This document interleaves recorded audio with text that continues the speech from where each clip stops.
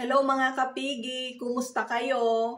For today's video ay pag-uusapan natin ang cross-post doon sa live natin sa Facebook. Pero bago natin umpisahan yan, please subscribe my YouTube channel at pakiclick na rin ang bell button para lagi kang updated sa mga i-upload ko pang mga video.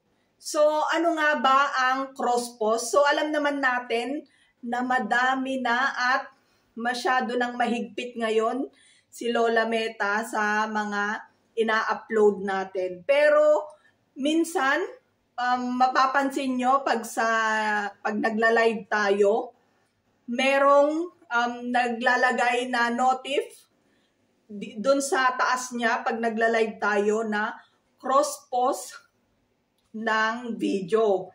Pero sa cross-post na ikinakuan ni Lola Meta sa live natin, bawal pala na mag-cross-post tayo na lalo na pag dalawa yung account natin na sample nag-live ako ngayon sa account ko na ito.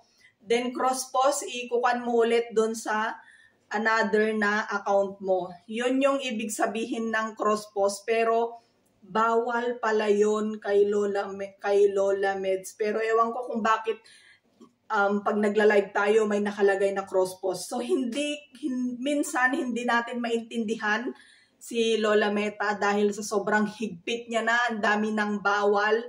Dati okay naman na mag-cross-post, pero ngayon talagang binabawal niya na ang mag-cross-post sa mga account ng iisang gumagamit. So, iwasan na lang natin na gamitin na mag-cross-post para iwas violation. Kasi, once na magka-violation tayo, lalo na pag monetize ka na sa Facebook, may hirapan tayong mag-delete o gawan ng paraan para mawala yung violation natin at talaga naman na maapektuhan yung earnings natin sa Facebook. So, yun lang mga kapigi. Gusto ko lang i-share sa inyo sa mga alam ko meron na rin naka-experience.